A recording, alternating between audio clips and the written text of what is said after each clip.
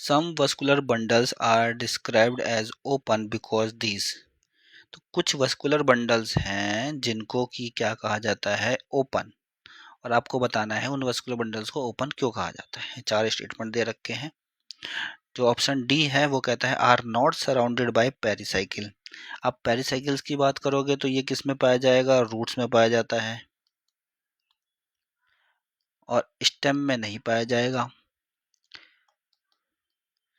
तो स्टेम में नहीं पाया जाता है, इसका मतलब कि वस्कुलर बंडल्स जो स्टेम्स में होंगे वहां पे भी ये नहीं पाया जाएगा। ठीक है। तो अगर सराउंड नहीं कर रखा है पेरिसाइकिल ने अगर किसी चीज के सराउंडिंग में नहीं है तो क्या उसकी वजह से ओपन कहा जाएगा? नहीं, पेरिसाइकिल का इसमें कुछ लेना देना नहीं होता है। तो ये रॉन्ग हो गया। ओपन वस्कुलर बंडल क्यों कहते हैं? एक और स्टेटमेंट दे रखा है कि इसलिए कहते हैं ओपन वस्कुलर बंडल कि possess conjunctive tissues between xylem and phloem, कि जाइलम और फ्यूलम के बीच में अगर कंजक्टिव टिश्यू होगा तो उसको कहा जाएगा ओपन वस्कुलर बंडल्स। तो ये स्टेटमेंट भी गलत हो जाता है। ये स्टेटमेंट गलत क्यों है? क्योंकि कंजक्टिव टिश्यूज जो है ये आपका पाया जाएगा रूट में, ये आपका स्टेम्स के वस्कुलर बंडल्स में नहीं पाया जाएगा, जैसे कि यहाँ पे नहीं पाया गया था। ठीक है। तो ये स्टेम वस्कुलर बंडल वहाँ पे नहीं पाया जाएगा, ये कहाँ पाया जाएगा, रूट में। ठीक है। तो कंजक्टिव टिश्यू अगर जाइलम और फ्यूलम्स के बीच में है तो इसकी वजह से भी नहीं कहते हैं हम। ठीक है। नेक्स्ट हमारा है are surrounded by pericycle but no endodermis. तो ये जो फीचर्स है ये बता रहा है कि वो पेरिसाइकिल से घिरा हुआ होता है और कोई एंडोडर्मिस नहीं होती है। दैट मीन्स कि ये फीचर्स जो है वो बता रहा है रूट्स के बारे में।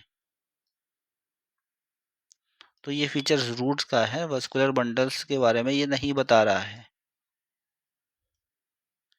दैट मीन्स कि ये भी गलत हो जाता है। इसका कुछ वस्कुलर बंडल से जब लेना देना नहीं है, वे वस्कुलर बंडल्स के बारे में ये डिस्क्राइब नहीं कर रहा है। तो नेक्स्ट है are capable of producing secondary xylem and phloems. ऐसे वस्कुलर बंडल्स, मतलब ऐसे वस्कुलर बंडल्स जो कि सेकेंडरी जाइलम और सेकेंडरी फ्यूलम बना सकते हैं उनको ओपन वस्कुलर बंडल्स कहा जाता है। तो ये आंसर जो है बिल्कुल राइट है। ओपन वस्कुलर बंडल्स जो है वो आपको देखने को मिलेगा डाइकॉट के स्टेम में।